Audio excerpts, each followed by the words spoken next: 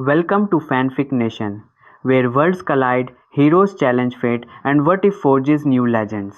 From epic wars to rewritten destinies, this is the nation of fan-made stories. Subscribe and step beyond the canon.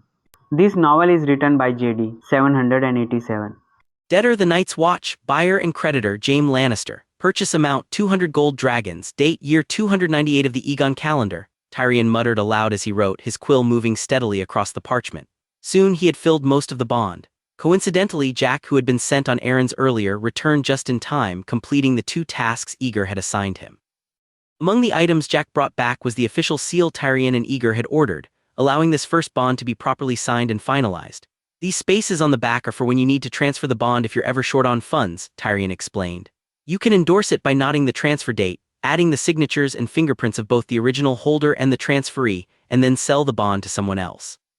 I wouldn't know what it's like to be short on funds, James said nonchalantly. His tone made it clear that no one in the room would dare to question that. I'm sure that's true, Tyrion replied dryly, but at least let me finish my routine of explaining the rules. After completing his meticulous writing, he handed the bond to Aegor. Here, this first bond will include my signature and seal as the guarantor. Once the Night's Watch establishes its credit, we can skip this step. It's all yours now. The self-proclaimed chief logistics officer of the Night's Watch nodded and carefully signed his name in the designated space for the person in charge, Aegor West. The surname West had been chosen after some deliberation, following Tyrion's advice. The dwarf had pointed out that people in Westeros placed great importance on family names. Aegor's role as the Night's Watch's logistics officer required him to solicit funds from the wealthier classes of King's Landing. Not having a proper surname would undermine his credibility and make potential investors uneasy, creating an invisible hurdle in his fundraising efforts. Not only did Aegor need a surname, but it also had to sound natural and localized enough to put people at ease. Tyrion, while leaving most of the planning to Aegor, offered a few key suggestions, and this was one of them. Aegor found the reasoning sound and agreed. Ultimately, he decided on West. While it wasn't perfect, it was simple, easy to remember, and had a certain resonance. It carried the implication of being from the west of the Sunset Sea. With the bond filled out and signed, Aegor reached into the bag Jack had brought back. He retrieved the custom seal he and Tyrion had ordered 2 days prior. Dipping the seal into the ink prepared on the desk, he pressed it firmly onto the front of the bond. Tyrion's seal was a standard personal mark featuring his full name. Aegor's, on the other hand, bore the words Night's Watch Logistics Department encircled by jagged lines resembling battlements, a detail Aegor had specifically requested. The design was simple but distinctive, lending an air of authenticity and authority. The 3 of them, Aegor, Tyrion, and Jaime, added their fingerprints at the bottom of the bond. Aegor then wrote a hidden code in an empty space on the bond and dripped melted sealing wax over it. After pressing his seal into the wax, he brought the bond to his lips and blew gently to cool it. And thus, the first official Night's Watch bond was completed. This single sheet of parchment incorporated 3 layers of anti-counterfeiting measures, low, medium, and high. The low-level anti-counterfeiting relied on the bond's basic materials and visible features, the high-quality parchment, Tyrion's handwritten content, and the signatures and seals of all parties. These measures were straightforward but also the easiest to imitate. As the bond scheme expanded and more bonds were issued, these details would inevitably become more vulnerable to forgery. The medium-level anti-counterfeiting was the wax seal and hidden code that Aegor had devised. The wax was extremely sticky and adhered tightly to the parchment once cooled. The Great Wall pattern on the wax added a layer of visible deterrence, while the hidden code beneath was the true safeguard. This code was actually a string of characters written in English, recording details such as the borrower, date, and amount. Aegor was the only one who could read and verify these codes, as the knowledge existed solely in his mind. Even if someone in Westeros managed to peel off or melt the wax, they would only uncover an incomprehensible string of symbols. These codes could not be guessed or replicated, making forgery incredibly difficult. While not as secure as fingerprints, this system was a cost-effective way to deter most would-be counterfeiters. Finally, the high-level anti-counterfeiting was the fingerprints themselves. In Westeros, forging fingerprints was virtually impossible. Even if Aegor wasn't present in the office, his future employees could easily verify a bond's authenticity by comparing the handprints. As an added layer of security, the office would maintain meticulous sales records. Even in a world with magic and supernatural abilities, no forger could create bonds that matched all the records. At most, they could fake 1 or 2 transactions, but large-scale forgery would be impossible. After asking one of his followers to fetch a purse, Jaime casually tossed it onto the table. Aegor watched as the heavy bag of gold landed with a solid thud, marking the first step in his grand scheme. Having paid what he likely considered hush money, Jaime seemed visibly more at ease. His once tense expression softened, and his tone grew less confrontational. After a few more polite exchanges, he found an excuse to leave, departing with his entourage. You asked me to swindle my own brother, and this is what we've got.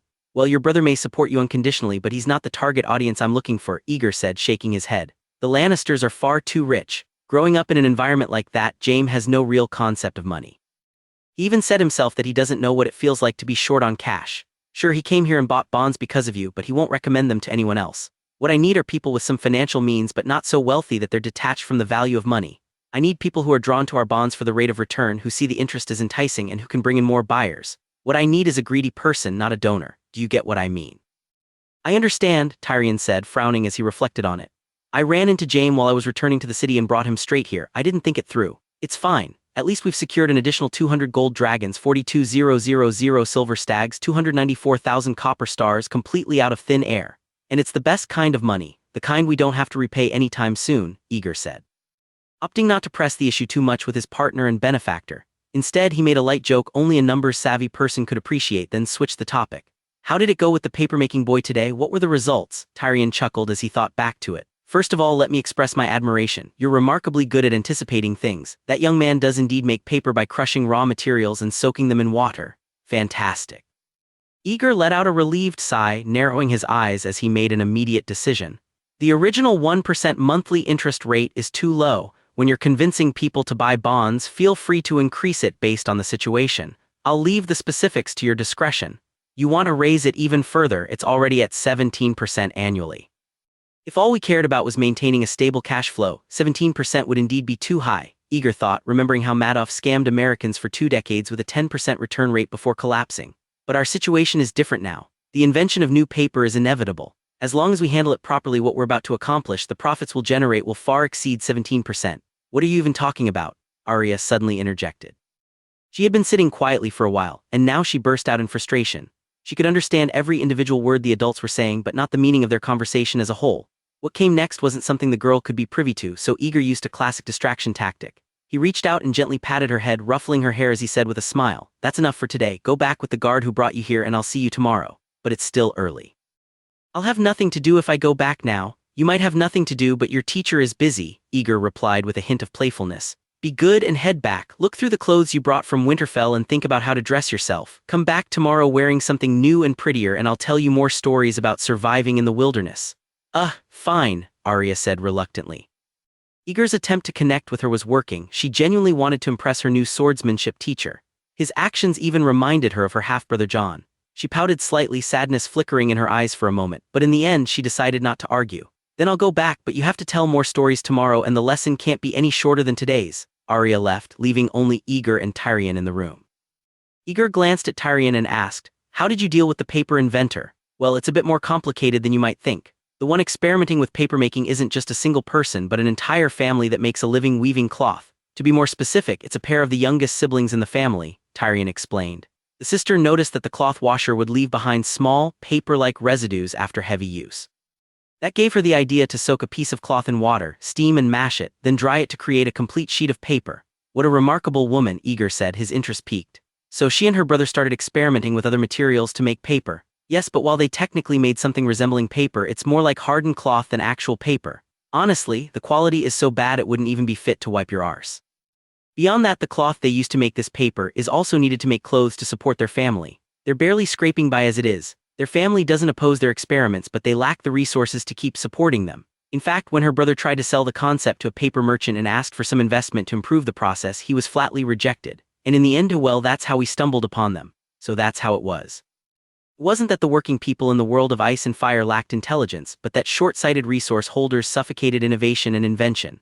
Did you bring them here? Yes, I told them to stop weaving and had the entire family move to the city. I rented them a large yard in a cheaper part of town. I'll cover their living expenses and the cost of their experiments. All they need to do is figure out how to make usable paper as quickly as possible. That's a good plan. Let's stick with it. And what about this confidentiality agreement you mentioned? It's nothing magical, just an agreement. We made it clear to them and to the entire family that we'll provide for them, reimburse their experimental costs and give them a bonus once they produce usable paper. But once they succeed, the process must remain confidential. They're not allowed to sell it or share it with anyone else. The invention is exclusively for our plan. If they leak it to another sponsor, the Lannisters, the Night's Watch, and even the Hand of the King will hold them accountable.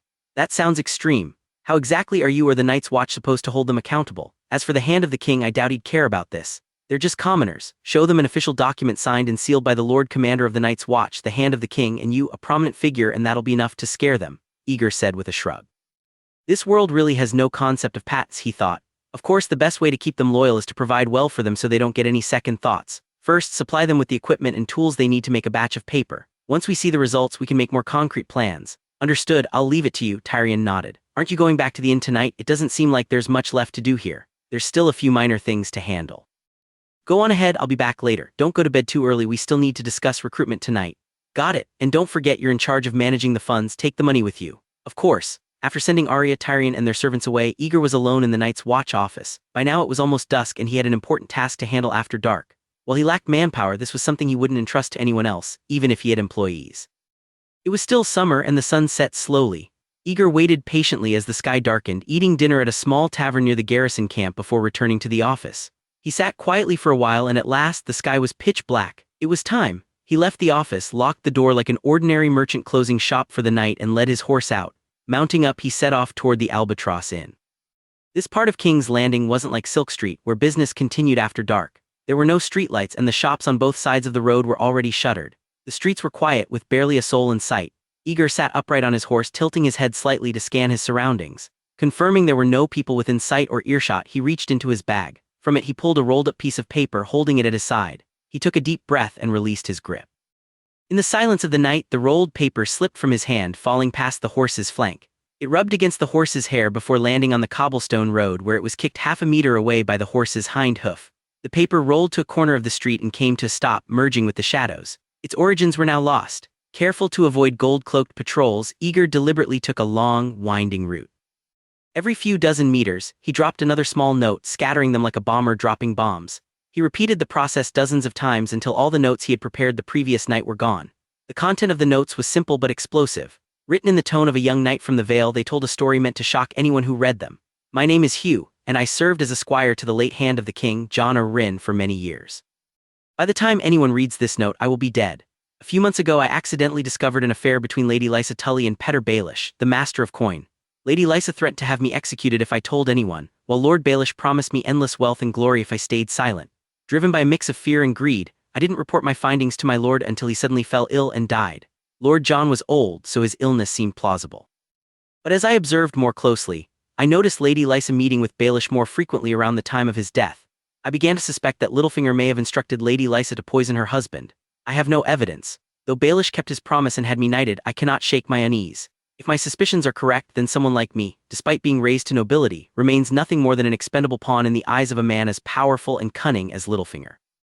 And so I have written this account and entrusted it to a reliable friend. If I die unexpectedly, know that I was murdered by Petyr Baelish. My death will prove that Lord Jon's death was no accident. I am but a small man and my hesitation cost the life of a great lord. My life may be worthless, but the truth must be known and the guilty must be punished. The work was done. Now all that remained was to hope it wouldn't rain over the next 2 days and that at least a few of the notes would find their way into the hands of literate and well-meaning individuals. Due to his low status, the death of Sir Hugh caused no stir, nor did it prompt any investigation. However, the circumstances of his death were as mysterious as the attempt on Bran Stark's life. Through casual conversation with Jack, Aegor learned that his arrival in this world had not altered the fate of the young knight from the Vale. Sir Hugh had died days before Aegor reached King's Landing, killed in a tourney duel by Sir Gregor Clegane the Mountain, whose spear pierced his throat. Several questions arose. Was the draw for the tournament rigged to ensure certain matchups? If so, was Gregor ordered to kill Hugh? And if so, who gave the order and why? Did Sir Hugh truly know a dangerous secret, or had he simply been trying to confuse Lord Eddard Stark? Even Aegor had no answers to these questions, but that didn't matter. He wasn't seeking the truth, he only needed the note to stir up trouble for his enemies. The story in the note was almost entirely fabricated, except for the circumstances surrounding Jon Arryn's death. But rumors had a peculiar nature. As long as part of them was true, people would subconsciously believe the rest. It didn't matter if Lysa Tully and Petyr Baelish had an affair in King's Landing, whether Hugh truly uncovered secrets he shouldn't have known, or if his death was merely a coincidence. As long as it was true that Lysa and Littlefinger had known each other since childhood, that Jon Arryn had died suddenly of illness, and that Hugh had died in a tourney, the note would be enough to set tongues wagging and trouble brewing. What made it even more convincing was the fact that Littlefinger himself had once boasted of taking the virginity of both Tully sisters, a claim that lent credibility to the salacious parts of the note. Aegor couldn't help but wonder if Petyr Baelish, who had once taken pride in spreading such rumors, might come to regret his youthful arrogance. Littlefinger's ability to manipulate the game in King's Landing stemmed from more than just his cleverness. The key factor was that most people underestimated him. Born into a poor noble family from the Fingers, he had no military power, ran brothels that the nobility dismissed as beneath them, and displayed no overt ambitions. Though many influential figures dealt with him as equals and even relied on his financial expertise, they held him in disdain both openly and in their hearts. This disdain, this tendency to overlook him, was precisely what allowed Littlefinger to cause chaos and bloodshed in the Seven Kingdoms. But now, someone who understood him and intended to oppose him had come to King's Landing. Littlefinger's golden days were coming to an end. What left Aegor speechless was that, while he was racking his brains to secretly plot against Littlefinger, the man sent someone to deliver 100 gold dragons as a national defense grant, the very morning after Aegor spread the rumor notes. The stark contrast of events made him feel as though he were being toyed with by a villain. Of course, he didn't feel the slightest bit of guilt over accepting the money. Regardless of Littlefinger's personal qualities and misdeeds, the money itself came without any moral complication. Even if these 100 gold dragons came directly from Littlefinger's private coffers, he would eventually record it as a debt to the national treasury. The debt wouldn't be repaid by him or even this king, but rather by the next king or the king after that, or maybe even a new dynasty altogether. Unless the Iron Throne managed to stabilize itself through sheer force, denying the Iron Bank and the Lannisters their debts, which was unlikely, this money would ultimately fall on the backs of Westeros' taxpayers, particularly those of the Crownlands. The irony was bitter. While the men of the Night's Watch defended the wall against 100,000 wildlings and other threats from the north, protecting all of humanity in Westeros, the people they protected reluctantly offered only a mere 100 gold dragons under Eddard Stark's care. 100 gold dragons, if sent directly to the Night's Watch, would barely cover the cost of feeding its members for a month, let alone accounting for weapons and pensions for the dead. But in Aegor's hands, this sum was enough to stabilize the newly established Night's Watch office and ensure it gained a foothold in King's Landing. Moreover, since this grant wasn't from bond sales but was a special allocation from the hand, it legally and morally belonged to the Night's Watch. Aegor was effectively on a business trip for the Watch, and as its head he was fully entitled to use the money as he saw fit. Unlike bond profits, he didn't need to give this money to Tyrion for safekeeping, nor could he use it to pay off debts. With this first bit of freely usable money, Aegor was finally free from the days when he carried only a handful of silver stags and felt burdened by the cost of a decent meal. Although Aegor had effectively mastered the common tongue and its writing, he concealed this fact for several reasons. Chief among them was the fear that his handwriting might be linked to the rumor notes. Even in front of Tyrion, he pretended to understand only spoken language, while struggling with reading and especially writing. Under this guise, Tyrion personally handled almost all the written tasks for the Night's Watch office and the fundraising plan, from drafting recruitment notices to composing appeals for funding. Author's note: in this chapter, ink is more dangerous than any blade. Coin, rumor, and careful planning come together to shake the foundations of Westeros. Here, victory belongs not to those who wield the truth, but to those who know how to sell belief. Notices written by Tyrion were posted on the office door while Aegor occupied himself with other tasks, teaching Arya some swordsmanship, spinning adventure stories, and finally overseeing the installation of the office sign. Several workers labored to install the wooden sign above the door. At last, the Night's Watch office had a name and was ready to open. Against the black-painted background, large golden letters reading Night Watchman's Office gleamed brilliantly in the sunlight. On a street where bright, colorful signs were common and black was avoided due to superstition, the stark design made it unusually eye-catching. Aegor had no way of knowing how effective his rumor campaign had been, nor did he dare to ask or investigate directly. The office's pretentious recruitment and supply-gathering efforts had officially begun, but the success of the first critical step, the sample paper produced by the papermaking siblings, remained uncertain. Not being an expert, Aegor couldn't intervene and had no choice but to wait for results. Meanwhile, the Dragonglass mine on Dragonstone had been put into operation, and Tyrion's recommended father and son overseers seemed reliable. But until Aegor could recruit someone capable of managing the office, his days consisted of opening the door on time, waiting for Tyrion to lure bond buyers, and hopping for volunteers or donors who likely wouldn't appear. For now, he could only wait for events to unfold. After a period of non-stop work, Aegor found himself with little to do. He was glad he had agreed to Arya's request for sword training, otherwise he wouldn't know how to fill this sudden lull in activity. Each day, Aegor opened the office, waited for Arya, spent most of the day with her, then closed the office and returned to the inn to sleep. After 2 days of this routine, Tyrion brought the first real bond buyer, Sir Lake. A minor noble from the Crownlands, Sir Lake had little interest in the specifics of the bonds. He had come solely out of respect for the Lannisters. After confirming the interest he would earn, he cheerfully purchased the minimum amount of 100 gold dragons and left with his bonds. The rate of return Tyrion offered Sir Lake was 3 times higher than what he and Aegor had originally agreed upon. But for a fundraising plan that seemed to have found a way forward, this wasn't excessive. After seeing the buyer off, Tyrion remained behind. The first batch of samples is ready, he said. Let Jack look after the office the store. Shall we go and take a look now? They're finished, Aegor asked, instantly excited. Let's go, Arya. I'm not staying behind, Arya cut him off. Wherever you and the little devil are going, I'm coming too. Aegor looked to Tyrion, who offered no objection. With a shrug, Aegor relented. All right, let's go. Arya Stark, born into a ruling family of the North, was a clever and spirited girl. Energetic and unrestrained, she had a natural familiarity with others that set her apart from most noble girls. In just a few days, she had grown close to Aegor under his deliberate guidance, as if they had been friends for years. She was as clingy as sticky candy that couldn't be shaken off. In truth, Aegor hadn't put much effort into winning Arya over. To her, neither Syrio Forel, the first Sword of Bravos, nor Aegor West, the Night's Watch logistics officer, mattered. What she cared about was having a sword coach and a partner. Arya wasn't picky about friends. Anyone willing to practice swords with her and keep her entertained could become one. Aegor's advantage lay in his understanding of her and his store of adventure stories, which quickly cemented their bond. At the same time, Aegor was careful to establish boundaries and win favor with her father, Eddard Stark. He imposed a rule. Arya could only train with him if she dressed appropriately and behaved with proper manners. The Stark guards reported these changes back to Eddard, who was pleased with his daughter's improved demeanor. As a result, he tacitly allowed her daily excursions to the Night's Watch office. Papermaking was not a secret, and the Starks were the least likely to act as anyone's commercial spies. Even if Arya and her guards reported everything they saw and heard to Eddard, it wouldn't harm Aegor's or Tyrion's interests in any way. Without much hesitation, Aegor brought Arya along with the guards responsible for escorting her to and from training, and they set off with Tyrion. The house Tyrion had rented, which he had previously described as inexpensive, was located in the northwest corner of King's Landing. After riding for dozens of minutes, they finally arrived at the first papermaking workshop in King's Landing that did not rely on animal skins as raw materials. Here, Aegor met the papermaking siblings. Well, calling them papermaking siblings might not be the best way to describe them. To be precise, they were Neil and Nina, a brother and sister from Rossby. That's right, they didn't have a surname. They were simply Neil and Nina of Rossby. Tyrion had previously explained to Aegor that most commoners in Westeros didn't have surnames and usually introduced themselves as son of so-and-so, daughter of so-and-so, or so-and-so from such and such place. Even if commoners gave themselves a surname, it was generally meaningless and carried no weight. Only people with an identity, like Aegor, could create and use a surname that others might recognize. For example, at least the people who had purchased Night's Watch bonds would remember Aegor's surname.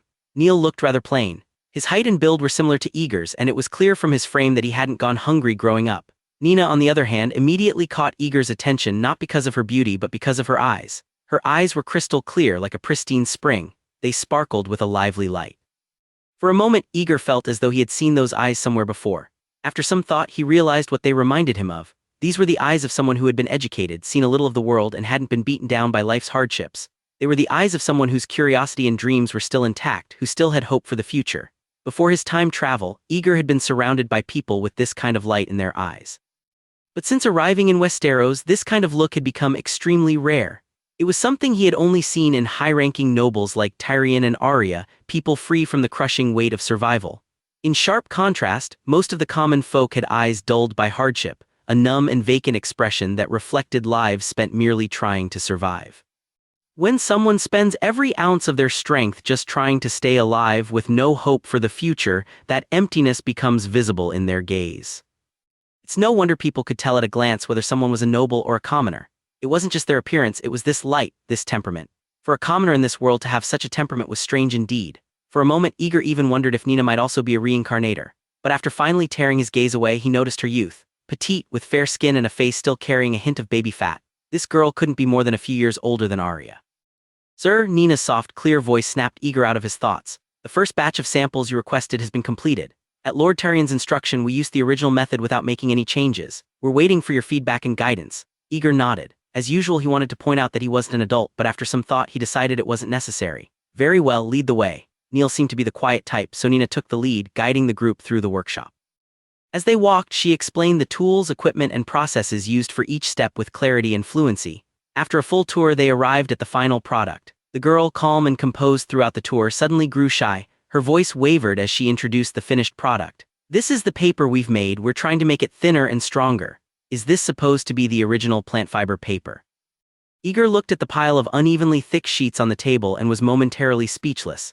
Picking up a sheet between his fingers, Aegor examined it closely. The color was a dark yellow, likely due to the lack of a bleaching process. The texture was hard like a napkin that had been wet and dried again. The surface was rough, resembling the crust of a thick pancake. Aegor gently pulled on it and with a sharp snap, the sheet tore. Tyrion wasn't joking, this paper was of such poor quality that it wasn't even fit for wiping one's arse.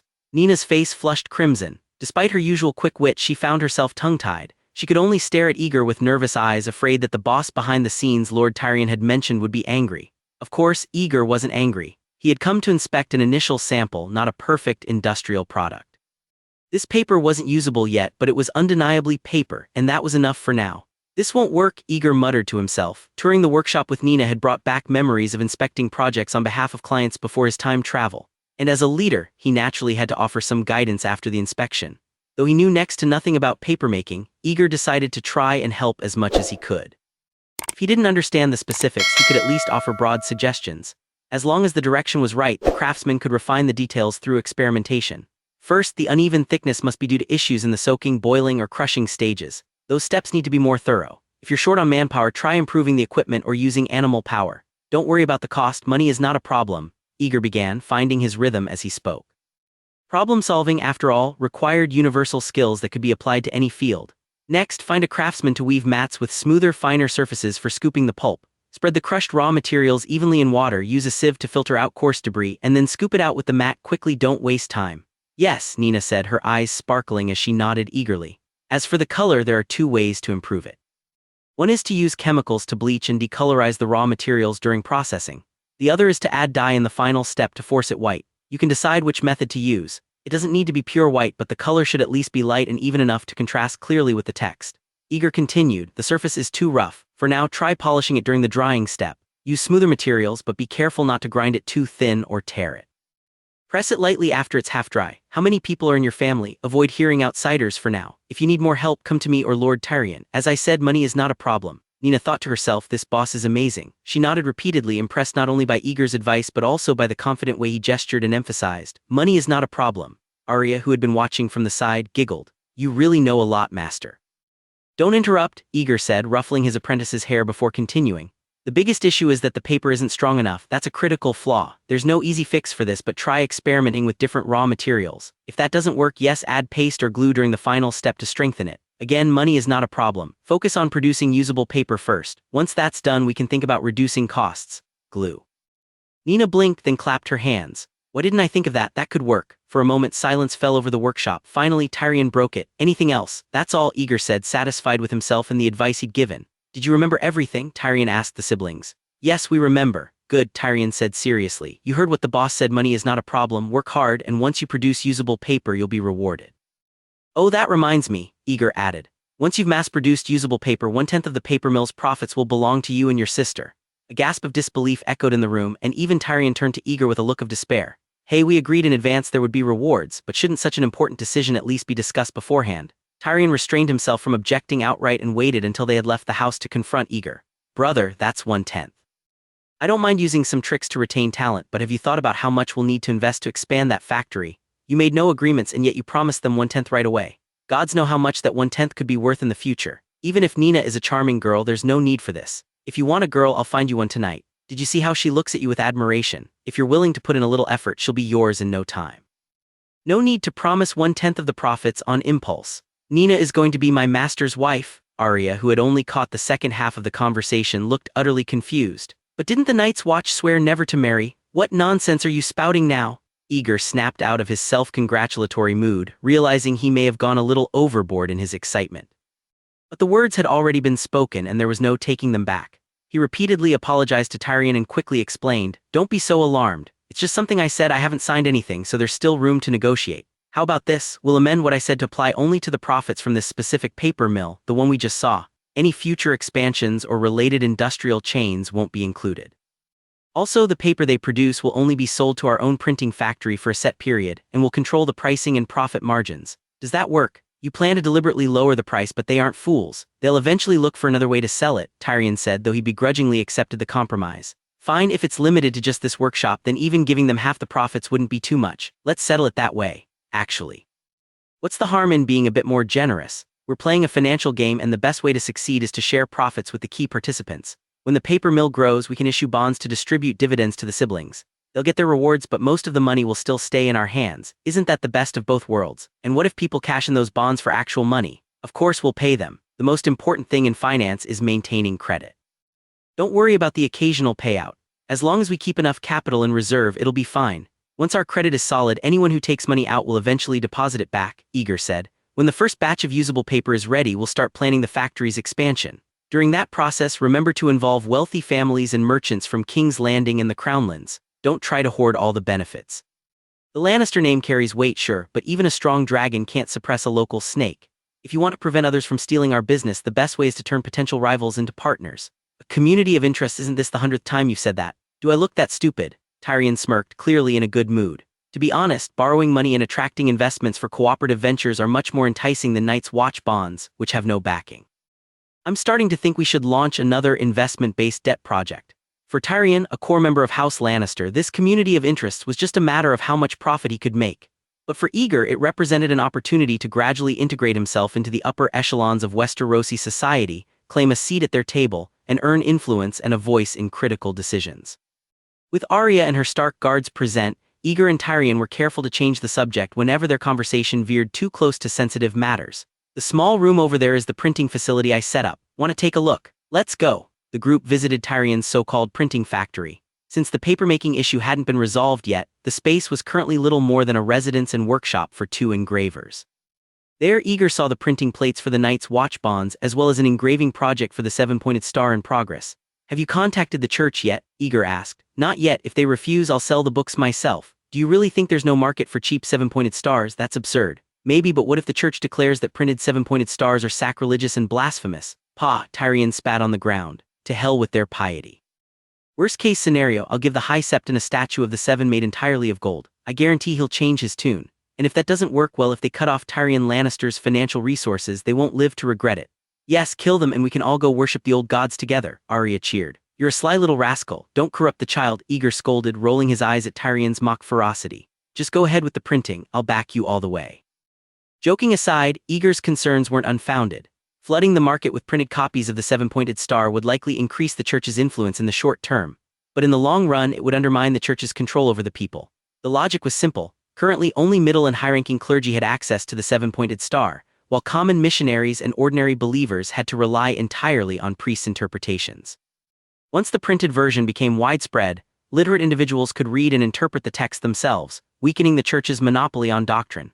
Still, Aegor kept these thoughts to himself. This wasn't because he was particularly clever, but because history offered clear examples. The leaders of the Faith of the Seven likely lacked the foresight to see this, and even if they did, it wouldn't affect Aegor directly. His immediate goal was to make money for the Night's Watch and himself.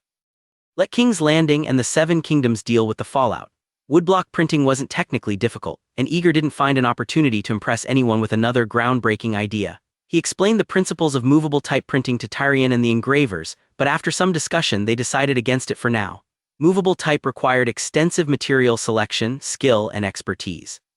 Without advanced industrial tools, it was inefficient and prone to errors like uneven letters or misaligned prints. For now, they decided to focus on reliability and stability, rather than chasing vague notions of progress. Tyrion sighed, lamenting that such an advanced technology couldn't be implemented immediately. Don't worry, Aegor reassured him. When we've got more funds, you'll be able to print all the science and literature books you've ever dreamed of. Movable type will have its moment. Author's note: this chapter is not a war of swords but of ideas and capital. Paper, knowledge, and shared interests slowly reshape the way Westeros thinks. Sometimes true power is not an army, but the hand that writes the future. Fine, for now, let's focus on making money.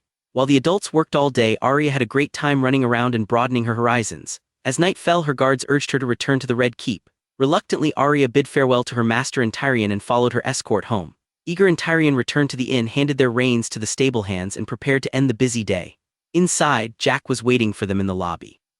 Aegor, someone from the Red Keep delivered this for you. It's from the Black Castle. A letter from Castle Black. Frowning, Aegor accepted the parchment sealed with black wax. The agreed date for the next batch of supplies was still far off. What could this letter be about? What's in the letter? Tyrion asked curiously. It's nothing good, Aegor replied, his brow furrowed. As of the time this letter was sent, Benjen and his patrols still haven't returned to Castle Black. Mormont has sent out several more search parties, but none of them found any trace of him. Now he's preparing to organize a large-scale reconnaissance mission beyond the wall. The letter not only urges Yoren to bring the new recruits back to the wall as soon as possible, but also asks me to prepare a shipment of weapons, cold weather gear, and portable rations to send north. They're afraid they'll have to face the White Walkers. White Walkers again, Tyrion frowned, baffled. He didn't believe in the old legends of gods and monsters, but he also couldn't imagine why Aegor would lie to him about something so seemingly irrelevant. The fact that Aegor kept repeating such claims in a serious tone made Tyrion waver slightly, but shaking his head he chose to dismiss the subject. Something doesn't add up. Didn't we already send the first batch of supplies? According to our agreement, the next batch isn't due for another month or two. Why are they rushing us now? The first shipment hasn't reached Eastwatch yet. It was shipped from King's Landing after all, Aegor said solemnly. I'll have to check on the progress of the dragonglass mining operation in the coming days, but that's my personal matter. Let's drop it for now and get some food and rest. All Aegor wanted was to start a business with Tyrion in King's Landing, live a good life, and focus on his own plans. But why did the ripples of the larger plot refuse to leave him in peace, constantly dragging him back into chaos? Benjen's disappearance wasn't surprising. Aegor had expected it. At Castle Black, he had assumed the first ranger's decision to go north was simply out of a sense of duty and stubbornness. But after learning more from Melisandre, his perspective had shifted. Aegor couldn't shake the suspicion that Benjen's disappearance and transformation into Cold Hands might have been orchestrated by the old gods or the Greenseers. Perhaps the old gods needed a servant who was not alive, someone who didn't require supplies and whose cold body wouldn't easily draw the attention of the Whites. This servant could operate north of the wall, ensuring that Bran Stark would still have someone to guide him after crossing into the far north to accept his destiny. The direwolves given to the Stark children might have been part of the same plan, a way to activate their latent abilities. Especially for Bran, having a companion like Summer, far more capable and perceptive than any human, would be invaluable on his journey. Aegor pinched his thigh, snapping himself out of his spiraling thoughts. He reminded himself of a simple truth: not everything is a conspiracy. Rather than overthinking the possible manipulations of the Greenseers, it was better to focus on the immediate situation. Mormont's planned large-scale reconnaissance mission beyond the wall. The Ranger expedition, as it would later be known, wasn't a bad idea on paper. Leading a force of over 300 Night's Watchmen, half of them professional soldiers, meant that, barring an overwhelming assault by tens of thousands of wildlings, they were practically untouchable. Yet the expedition didn't encounter wildlings. Instead, it stumbled upon something far worse: an army of the dead. That disastrous engagement at the Fist of the First Men nearly annihilated the Night's Watch's elite forces, including their leadership. Of those left at Castle Black, most were old, injured, or inexperienced. It was a crushing blow to morale. Had it been any other army, the organization might have been disbanded entirely. As it stood, the Night's Watch barely managed to repel the wildlings' first wave of tentative attacks. Aegor's mind instinctively wondered, could the Greenseers have deliberately orchestrated this? Perhaps the goal was to weaken the Night's Watch, ensuring the wildlings could breach the wall and escape into the south, thereby preventing them from bolstering the White Walkers' ranks. But he quickly dismissed the idea. The Greenseers might be powerful, but they weren't omnipotent. If they wanted to ensure the wildlings crossed the wall, wouldn't it be simpler to manipulate Mormont into letting them through rather than orchestrating such a convoluted chain of events? Besides, judging from the original story, the gods' whispers and manipulations weren't as powerful as they seemed. The Greenseers were in a weakened state, and this expedition was far more likely to be Mormont's own decision. What should a rational person be considering right now? Does this plotline affect me? Do I need to intervene? If so, how should I do it? The disastrous results of the Ranger expedition had several implications. First, it led to the death of Jeor Mormont and the rise of Jon Snow. While Jon's promotion could benefit Aegor by creating a more flexible leader who owed him favors, the Night's Watch's decimation was a double-edged sword. If the wildlings broke through and the wall fell, Aegor, sitting far to the south, would be caught in the ensuing chaos. But then again, if the War of the Five Kings didn't happen, the Northern Lords would still have the strength to send reinforcements to the wall. In that case, the wildlings' invasion could be halted, albeit with consequences for whoever took charge. Wait, Aegor paused. If the Northern Lords intervened, they would inevitably impose their authority over the Night's Watch. And what role would Aegor play in all this as the chief logistics officer stationed in King's Landing? After running through several mental scenarios, Aegor's head began to spin. There were too many variables, and predicting the future with any certainty was impossible. Even professionals with access to vast amounts of information often made mistakes. I'm not a prophet, nor am I as adept as Littlefinger at thriving in chaos. Perhaps the simplest and most practical option was to do nothing. He could fulfill Mormont's supply request, maintain his distance, and let events unfold as they would. But then, a memory from the last season of the show he had watched before his time travel struck him like lightning. In the original plot, after the War of the Five Kings had run its course, Jon Snow foolishly led a group beyond the wall to capture a White and bring it back to King's Landing. This ridiculous and belated stunt served only to give the Night King a dragon, ultimately enabling the wall's destruction.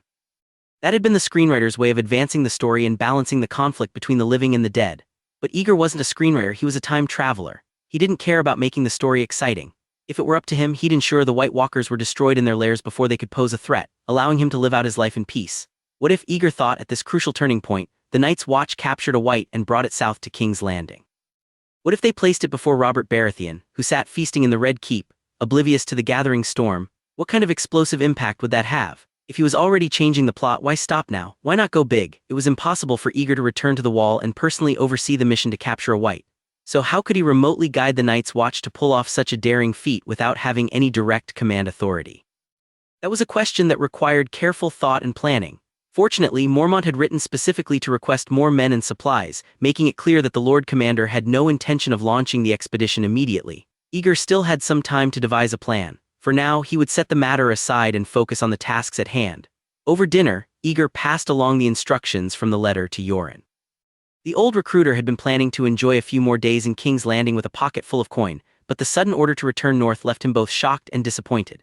"You can take your time on the road," Aegor advised. Having served as a brother of the Night's Watch himself, he fully understood Yoren's reluctance to leave. "When are you planning to set off?" "Taking it slow sounds tempting, but I can't linger here after receiving an order like that," Yoren replied glumly. "We've gathered more than a dozen recruits and everything's ready to go. I'll be leaving tomorrow." "All right, then I have a favor to ask before you go. Let me take one of the recruits off your hands, the one we talked about before, Jaken Aegor, the man who was caught stealing a book. Leave him with me." "That dangerous one?" Yoren looked at Aegor with disbelief. "What do you want him for? He spent several nights in the Red Keep's library. He must be literate," Aegor explained. "The office could use someone who can read and write. It's rare enough to find a girl with a cock, let alone a man who can read," Yoren joked, laughing at the absurdity of the situation despite himself. Then his expression turned serious. "Aegor, that man's a slippery one. He was only caught because he was cornered. If you release him from the cage, he'll vanish before you can blink. I've already decided not to let him or the other two murders out until I reach Castle Black and hand them over to Alizar." Aegor understood Yoren's concerns and agreed with his decision in principle. But the truth was, Jaken Aegor would escape eventually, no matter how closely he was guarded. Even a skilled fighter like Barristan Selmy had only managed to capture him by locking him in a room. By freeing Jaken early, Aegor could at least claim some credit for doing the man a favor. It wouldn't hurt to build a connection with someone as resourceful and unpredictable as Jaken. Saying no more, Aegor pressed a round, gleaming coin into Yoren's hand. "Don't overthink it. If you let him stay, this should cover all your travel expenses, with enough left over to eat and drink well on the way to the Wall. And when you come back to King's Landing, I'll make sure you leave with 10 more recruits. 10 more. You'll be lucky if half of these don't bolt before the next time I'm here." Yoren snorted but pocketed the gold coin all the same. After a moment of consideration, he nodded. "Fine, take him, but be careful. Don't let the Kingsguard find out the man they caught is roaming free, and don't let him kill you while you're at it." "I'll be careful," Aegor promised. Tyrion's enthusiasm for their venture showed no signs of waning. The dwarf rose early every day, heading out to oversee operations. He and his brother Jaime couldn't be more different. Jaime, the heir chosen by their father, was obsessed with chivalry, honor, and public recognition. Meanwhile, Tyrion, despised by his father and dismissed as a liability, craved his family's approval and sought to prove his worth. Aegor suspected Tyrion's zeal wasn't entirely about the money. It was also a way to earn his father's respect. "Stop worrying about other people's problems, Aegor," he told himself. "Focus on your own business." Clearing his thoughts, Aegor dressed and left his room. After washing up, he met Yoren over breakfast to confirm the timing of the handoff. Then he headed to the Night's Watch office to begin his usual routine. Not long after the sun had risen, Arya arrived, full of energy as always. But today, Aegor was already preparing to leave to rescue Jaken Aegor. "Master," Arya called cheerfully. "Wherever you go, I'm coming too." "No, I'm escorting Yoren and his recruits back to the Wall. They're just a bunch of scoundrels and rapists, not something worth seeing. Stay here or go back to the Red Keep," Aegor said, shaking his head. He had no intention of letting Arya witness him freeing one of the prisoners. "I want to go too," Arya protested. Aegor raised an eyebrow. "Stop being difficult and listen to me." Arya glared at him for a few seconds, then relented with a sigh. "Fine, I'll wait for you here. How long will you be gone?"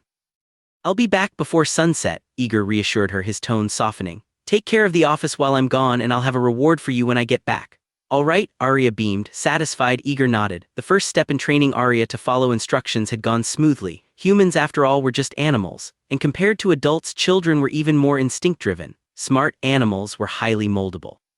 By using rewards and punishments to guide their behavior, Aegor could shape their habits and responses. Over time, Arya would learn when it was worthwhile to push for what she wanted and when it wasn't. She had already picked up on the expression Aegor had shown earlier, one that left no room for negotiation. And just as he expected, she stopped pushing as soon as she realized it wouldn't work. Of course, saying these principles is one thing, but implementing them at the start was no easy task. Aegor had benefited from Arya's good character and the fact that she saw him as a master. He wasn't afraid of offending her and relied on 3 firm rules to suppress the innate arrogance of the Stark princess. The speed of his success had clearly startled the Winterfell guard tasked with escorting Arya. The gray-cloaked soldier's eyes nearly popped out of his head. Since when has our proud little lady become so obedient? The first Night's Watch stronghold in the south was conveniently located opposite the east camp of the City Watch, one of King's Landing's 2 police stations. With nothing valuable or irreplaceable in the office yet, Aegor was comfortable leaving Arya behind after a quick explanation. Confidently leaving the office door open, he rode northwest through King's Landing. After passing through the Gate of the Gods and following the King's Road for a few miles, Aegor soon found Yoren and his party waiting for him by the roadside. 2 carriages were parked under the shade of a large tree. One held a wooden cage for the prisoners, while the other carried condiments, medicines, and spices that Yoren had purchased. Thanks to the supplies provided by Tyrion and Aegor, Yoren's preparations for the journey were far less stressful than they might have been. Without their assistance, he would have spent days running around procuring provisions for the trek to the wall. In addition to the carriages and their horses, there were 5 or 6 donkeys and a dozen people gathered in the shade. Yoren himself was seated on the driver's seat of the supply wagon, while the orphans he had lured with promises of full bellies and warm clothes squatted or stood nearby, looking bored. Together with the prisoners forced to join the Night's Watch, they stared curiously at Aegor as he approached on horseback. Even a fool could tell that, despite his black garb, the man riding toward them carried an entirely different air from the others. Perhaps he was an officer of the Night's Watch. The more astute among them were already calculating how to win favor with their apparent superior, but Aegor didn't give them the chance to waste their energy. Riding straight to Yoren, he greeted him briefly, prompting the old recruiter to climb down from the wagon. "You haven't changed your mind?" Yoren asked skeptically. "Why would I?" Aegor replied with a snort before turning his attention to the 3 prisoners locked in the wooden cage. It was no surprise that Yoren was wary of these 3. One of them was a man with no nose, just a gaping hole in the center of his face. Another was a fat, bald man with sharp, animalistic teeth, a face covered in pus-filled sores and a feral glint in his eyes. The last one, however, stood in stark contrast to the others. He had regular features, was neatly dressed, and wore an air of calm gentleness. That incongruity alone made him the most unsettling of the 3. So ordinary, Aegor thought as he studied the third man, nothing like the cool, mysterious image from the show. Had Jaqen H'ghar not been locked in the cage, Aegor doubted he would have been able to pick him out of a crowd. As a spy and assassin, Jaqen had clearly mastered the art of blending in with a common appearance. Still, Aegor couldn't help but wonder, was this even Jaqen's true face? Did the faceless men rely on human skin masks, or was there some kind of magic involved in their transformations? He didn't let his gaze linger on Jaqen for too long. Instead, he deliberately looked around the group and raised his voice. "The Night's Watch office needs someone who can read and write. Can any of you read?" To avoid drawing the attention of the gold cloaks, Aegor and Yoren deliberately conducted their transaction outside the city walls. When Aegor asked his question, silence fell over the group. In a world where literacy rates were abysmally low, anyone who could read and write was considered a rare and valuable resource. Add basic arithmetic to that skill set, and they were regarded as talented. For the Night's Watch, such individuals were either volunteers like Benjen Stark and Jon Snow, or disgraced nobles like Alliser Thorne who had been forced to don the black. In times of peace, it was almost impossible to imagine such a person ending up among the ragtag recruits bound for the wall. Among the dozen or so recruits gathered here, none could read, except for Jaqen H'ghar. As expected, after a few seconds of silence, a calm and gentle male voice broke through. "Someone happens to know some Westerosi writing. Someone, can't you just say I like a normal person?" Aegor couldn't help but roll his eyes internally at Jaqen's odd phrasing, though he knew the reason behind it. Jaqen wasn't trying to show off, he was deliberately concealing his Braavosi origins.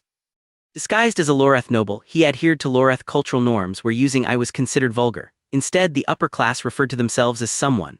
While Aegor found it irritating, he had no choice but to play along. After all, he was also pretending to be a foreigner at sea, a noble. Since Jaqen had spoken, it meant his mission did not require him to travel to the wall, and he had no intention of heading to the far north just yet. "Can you read?" Aegor asked, stepping closer to the cage and holding out a piece of paper. "What does this say?" "Office, Night's Watch," Jaqen said after squinting briefly. "Night's Watch office." "Good," Aegor said, putting the paper away. He turned to Yoren. "What crime did this one commit?" Yoren gave Aegor a look that practically screamed, "Are you serious?" But having taken a gold dragon from him, the old recruiter begrudgingly played along. "He read the king's book." "Read the king's book." Aegor raised an eyebrow and looked back at Jaqen. "What book?" "A book about dragons," Jaqen answered smoothly. "Someone has always been curious about these powerful magical creatures since childhood. Valyria has been destroyed and only Westeros still holds knowledge of dragons." It was an ambiguous answer, neither fully convincing nor entirely suspicious. "And for that you're being sent to the wall?" Aegor pressed. Yoren shrugged, clearly not interested in the details. "Who knows? That's not for me to decide. Well, since he's not a murderer, he'll do, Aegor said, feigning satisfaction. In truth, Jaqen had probably killed more people than everyone else here combined, but as long as he wasn't a threat to Aegor personally, it didn't matter. Everyone deserved a chance after all. But before I let you out, I'll need you to make some promises. Books are meant to be read, and what you did isn't a serious crime. If one day you decide to leave and go home, that's fine. But until I can recruit someone else, you must work diligently for the office. And before you leave, you'll need to notify me and pay a fair ransom. Do you agree? Someone agrees, Jaqen replied without hesitation. Very well, swear an oath. Someone swears by the old and new gods. Stop, I'm not from Westeros and I don't believe in the old or new gods, Aegor interrupted, a sudden idea forming in his mind. There's only one true god, death. Swear to the god of death in your name, and add this: you will never harm the interests of the Night's Watch.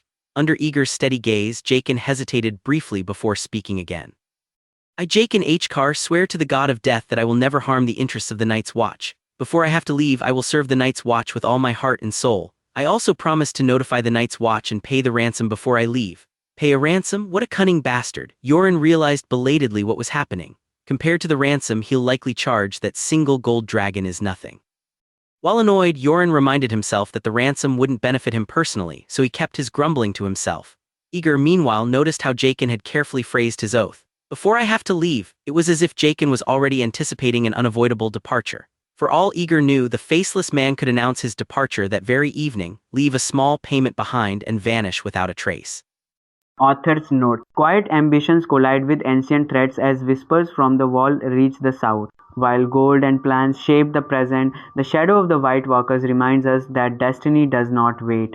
Sometimes, the smallest choice opens the door to the greatest change. Still, Jaqen's willingness to play along indicated that he had no intention of outright breaking the oath. Aegor wasn't expecting much from him anyway. Forcing someone like Jaqen to swear eternal loyalty to the Night's Watch was pointless. After all, hadn't Aegor himself sworn the same oath only to plot his own departure? An obviously unreasonable oath would only give someone an excuse to break it.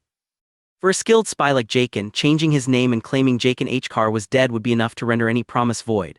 All right, let him out, Aegor said. Yoren shot him another irritated look. Do I look like your subordinate? With a sigh, the old recruiter handed over the key. Do it yourself, I need to keep an eye on these two. Drawing his sword, he added, and I'll kill anyone who tries to run. Swords don't have eyes. Aegor took the key and stepped up to the cage. Before his time at the wall, the sight of the other two prisoners, one with a noseless face and the other a feral, pustule-covered brute, might have intimidated him. But after a year as a ranger, facing White Walkers and the horrors of the haunted forest, such sights no longer fazed him. He unlocked the door, opened it, and watched as Jaqen crawled out and stood. The other two prisoners roared and lunged toward the opening but were swiftly forced back by Yoren's sword. Calmly, Aegor locked the cage again, removed the shackles from Jaqen's wrists and ankles, and tossed the key back to Yoren. Put on black, Aegor said, tossing Jaqen a package. From now until you leave, you're a member of the Night's Watch. You're lucky you don't have to guard the wall or fight monsters in the north, but you'll need a new name. Let's call you Akon. Someone has no objections, Jaqen said with a slight bow. Good, Yoren, safe travels to you and your recruits. Aegor glanced at the remaining dozen men, gave a nod of farewell, mounted his horse, and gestured to Jaqen. Let's go, Akon. Since Aegor hadn't prepared a horse for Jaqen, the two rode back to the city on the same mount. Despite trusting Jaqen enough to release him, Aegor couldn't shake the nagging suspicion that the man might stab him in the back at any moment. By the time they reached the Night's Watch office, Aegor was surprised to find his legs trembling slightly as he dismounted. When they stepped inside, Aegor was startled to find that quite a few people were waiting for him. You're so slow, master. Arya jumped up as soon as Aegor entered and complained with dissatisfaction. Where have you been? Tyrion frowned, giving Aegor a hard stare. You left Miss Stark to watch the office and made customers who wanted to buy bonds wait for you. Ha, what a fine chief logistics officer of the Night's Watch you are. Damn.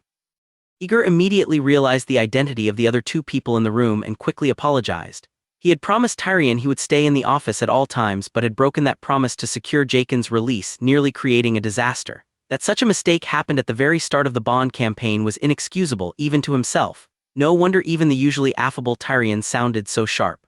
That's all right.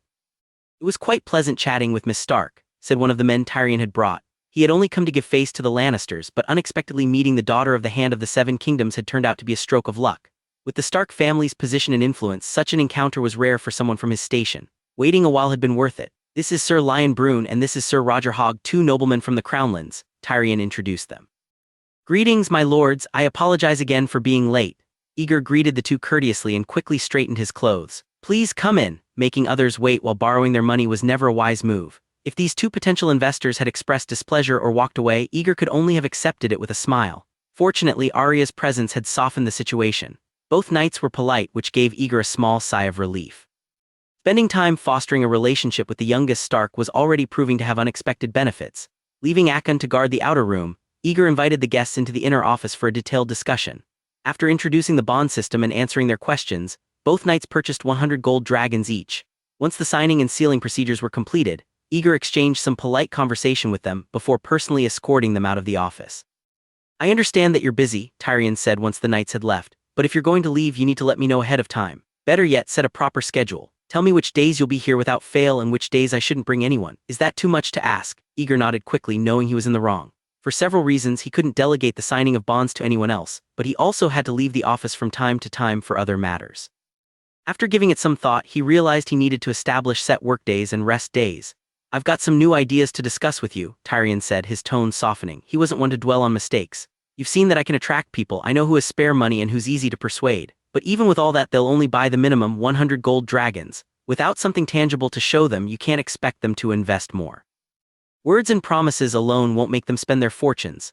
"That's true," Aegor admitted, "but once the first and second groups receive their returns, that will take time," Tyrion interrupted, waving a hand. "My idea is to create something similar to a bond but focused on investment and cooperation. Write down agreements for future profits and dividends as a certificate." "You mean a new bond product?" Aegor caught on immediately. "An investment voucher, maybe."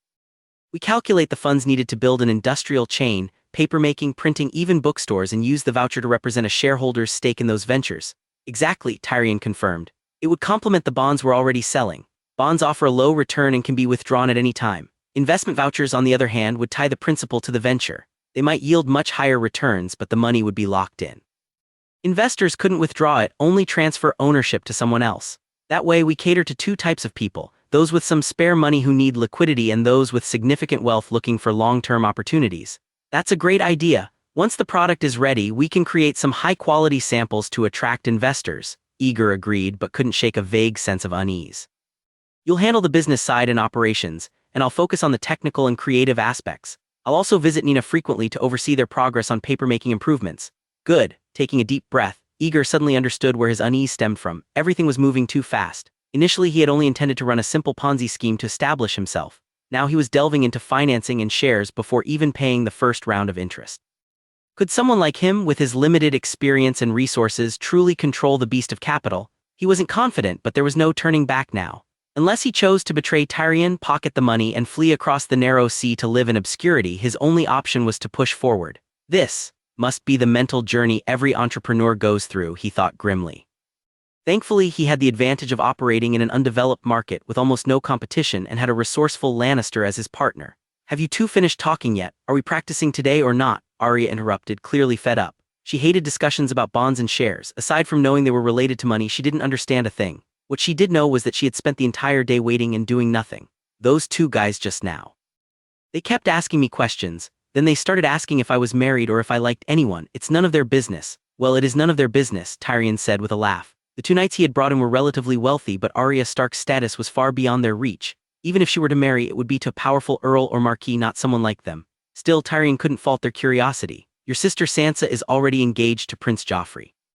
For the next century, the Starks will be one of the most powerful families in the realm. Of course, the marriage of the Queen's sister is going to attract attention." "Tusk, Sansa's such an idiot," Arya muttered, crossing her arms. "She's perfect for Joffrey, that lying jerk. I don't want to end up like her." Aegor cheered internally but couldn't let her continue. "Where's my little lady apprentice? Don't say such rude things. HMPH. Arya pouted but suddenly grew quiet, her thoughts drifting elsewhere. Tears welled up in her eyes as she thought of Micah, the butcher's boy who had practiced swords with her before his untimely death. She sniffled and stayed silent. Yes, Sansa is already engaged to Joffrey, and Eddard is not only the current hand of the king and Robert's sworn brother but also the father-in-law to the future king. It's likely that even Eddard himself didn't fully realize that this connection was part of what gave him the confidence to come to King's Landing, despite knowing the dangers that awaited him. Unfortunately, in the original timeline, after being lured by Littlefinger, Eddard quickly uncovered the truth about Cersei and James' secret. What had been his greatest source of confidence turned into his greatest threat. With Eddard's unyielding pride, there was no way he would allow his beloved daughter to marry the product of incest, especially the illegitimate child of Jaime Lannister, whom he loathed above all others. However, his unwavering sense of honor wouldn't permit him to harm the children. Trapped in this conflict, Eddard's every move after that inevitably led to disaster. Thinking about this, Aegor's thoughts shifted to the rumors he had spread several days ago. Out of caution, he hadn't shared this plan with anyone before or after carrying it out. He hadn't even tried to probe the situation indirectly. Given how preoccupied he'd been with other matters recently, he might have completely forgotten about dealing with Littlefinger or preventing the War of the Five Kings. If things continued down the same path and the war broke out as in the original plot, it would lead to nothing but trouble for him. He needed to know now whether the rumors had gained traction, so he could decide whether to take additional steps to destabilize Littlefinger's position. "Oh right," Aegor said, pretending to have just remembered something. "I heard a rather nasty rumor circulating these days. I wonder if you've heard it too." "Are you talking about the rumor that Littlefinger poisoned Jon Arryn?" Tyrion interrupted with a smirk, curling his lips in disdain. "It's spread across the entire city already. Even I just heard about it this morning. It's all over the city." Aegor raised his eyebrows, working hard to keep his tone neutral. He realized he might have underestimated the destructive power of high-level gossip, especially one centered on an affair between the Master of Coin and the former hand of the king's wife. However, his intention in spreading the rumor wasn't just to discuss Littlefinger. He needed to know if it had caused enough damage to disrupt Littlefinger's plans moving forward. Well, what did the person involved say? "It's none of my business," Tyrion sneered, his expression one of mockery. "That Hugh was just some insignificant servant. Those notes are likely not even his last words. But the person who started this rumor was quite cunning. The content is either unverifiable or exaggerated to distort the truth. There aren't any real loopholes in the story. Still, Baelish is the Master of Coin, a pillar of the realm. How could a rumor bring him down?" That said. Tyrion paused, a sardonic grin curling his lips. "I haven't seen him around these past few days. His brothel is still open though." "Really?" Aegor concealed his unease. It was true that clever people like Tyrion generally didn't involve themselves in gossip, which fit perfectly with his character. But since the rumor had clearly spread far and wide, it meant Aegor could safely investigate its effects without raising suspicion. The only question now was, who could I ask to find out if the rumors achieved their intended effect? After some thought, Aegor decided to talk to the Stark Guard who escorted Arya to and from her classes every day. His immediate goal was to prevent Littlefinger from gaining Eddard's trust, and who better to provide insight into Eddard's thoughts than one of his subordinates? Or perhaps, the rumor, Arya sniffled, suddenly perking up as the conversation finally shifted to something she recognized. For once, she wasn't being ignored. Taking the opportunity to jump in, she proudly shared the information she had overheard. "My father said the king sent a letter to Lady Arryn asking her to come to King's Landing to explain the rumor and clear her name." Ah, of course, Aegor mentally kicked himself. Eddard's daughter was right in front of him. Why bother going through the guard outside? He had been treating Arya like a child who wouldn't understand anything. But in truth, 10-year-olds, especially smart ones, could grasp much more than adults often gave them credit for. Arya was not only Eddard's daughter but also his apprentice. She had daily access to the hand of the Seven Kingdoms and trusted Aegor enough to speak freely around him. If handled carefully, Arya could be the perfect ears. The realization delighted Aegor more than he expected. Building a relationship with a Stark was turning out to be far more advantageous than he had initially imagined, but he couldn't let his excitement show. Arya might be eager to share information with him, but she was just as likely to relay everything he said back to her father. While she could provide key insights, Aegor needed to tread carefully. Any careless words could lead Eddard to grow suspicious, which would ruin everything. Tyrion smirked at Arya. "Lady Arryn, if I recall correctly, she's your aunt." "Oh yes, she's my aunt," Arya nodded, blinking in slight embarrassment. "But I don't even know what she looks like." "I didn't expect her to be this kind of person." "It's just a rumor," Tyrion replied, adopting a lecturing tone. "It's the nature of common folk to believe every bit of gossip they hear. As for the king's letter, it's meaningless. Lysa Arryn will never come to King's Landing. If the rumor is true, she wouldn't leave her fortress to walk into a trap, and if it's false, she would still assume it's a ploy to harm her and stay in the safety of the Eyrie." "Exactly," Aegor agreed. "The Vale of Arryn, Lady Arryn rules as a queen, but if she came to King's Landing, she'd be nothing more than the widow of the former hand. I wouldn't come either." He paused, pretending to think for a moment, then asked nonchalantly, "Well, Arya, what has your father been up to these past few days? What does he think of the rumor, or has he been spending his time with Lord Baelish?" Arya answered without hesitation. "No, Jory said Littlefinger's been ordered not to leave the Red Keep, and my father seems to be investigating where the rumor came from." Ordered not to leave the Red Keep. That sounded a lot like a noble version of house arrest. As for Eddard investigating the source of the rumor, Aegor's mind raced as he reviewed every step he had taken. The ink was common, the parchment was high quality but widely available, and the purchases had been made by Tyrion's servants for legitimate purposes. No one else had been involved, and no one else knew about it. Unless Eddard had some way of analyzing fingerprints on the notes, it should be impossible for him to trace the rumor back to Aegor. "I probably should have worn gloves," Aegor thought with mild regret, though he quickly dismissed the idea. Westeros doesn't have that kind of forensic technology anyway. Letting out a breath of relief, he suddenly felt a strong sense of disbelief. Could it be that Littlefinger, the master manipulator of King's Landing and one of the most dangerous players in the Game of Thrones, was being outmaneuvered by a simple rumor? Nothing is impossible. This is the real world. Littlefinger's power was built on conspiracy and the trust of those in power. It had no real foundation. When left unnoticed, he was the most dangerous. But the moment someone who knows his schemes forces him into the light, exposing him to scrutiny, his so-called power dissolves like spring snow under the midday sun. Once he loses the trust of Eddard and King Robert, and becomes a suspect in the murder of the former Hand of the King, Petyr Baelish's grand ambitions are over. Of course, Eddard might suspect that these rumors are a Lannister plot designed to divert his attention, and Petyr could still find ways to manipulate Eddard into discovering Cersei and Jaime' secret. However, Aegor's interference had already disrupted the original trajectory of events. Even if the plot were to continue as before, the ending would inevitably shift, for better or worse. Regardless, the current situation was far less bleak than the disaster that unfolded in the original story. Aegor didn't let himself bask in the satisfaction of outmaneuvering Littlefinger too long. Petyr might be finished, but he wasn't dead. And even if he were, that wouldn't mean victory. Aegor's true enemy wasn't just a master schemer, it was war itself. Since the death of the Targaryen's last dragon, Westeros had lost its most powerful symbol of unity. The Seven Kingdoms had stayed together only out of inertia, bound by the lingering echoes of conquest and fear, but the unity was fragile. The realm was too vast, the lords too ambitious, and the nobles of Highgarden and the Westerlands had long grown dissatisfied with the status quo. Both regions were quietly or not so quietly preparing for conflict. War was inevitable. The only questions were when it would begin, what would spark it, and who would emerge victorious. Littlefinger's schemes may have been thwarted for now, but Varys was still weaving his webs of intrigue. The Spider was working tirelessly behind the scenes, advancing his own plans. Still, Aegor's moves had earned him precious time to push forward the money game he had built with Tyrion. Now he needed to focus on growing his influence before the inevitable war arrived. To survive and perhaps thrive, he would have to remove other potential threats while expanding his power base. Arya performed well today. "It's my fault for staying up late doing other things and delaying your sword training," Aegor said warmly, rubbing the young girl's head. He had noticed over time that Arya seemed to enjoy this small, affectionate gesture, and it was an effective way to show his appreciation. The little she-wolf had helped him a great deal today, whether she realized it or not. He decided to give her a proper reward. "As compensation and as a reward, I'll spend all of tomorrow with you. Whatever you want, sword practice, more adventure stories, or even a trip to the paper mill, it's entirely up to you. Does that sound good?" Author's note: in this chapter, rumors become weapons and ink cuts deeper than steel. A single whisper is enough to drag powerful men into the light, where their carefully built schemes begin to melt away. Yet, even as one spider is shaken from his web, the shadow of war looms closer, reminding us that true danger has only begun. This chapter comes to an end, but the nation lives on. More worlds, more legends await you on FanFic Nation, where imagination rules and every story begins with a choice. Subscribe and return for the next legend.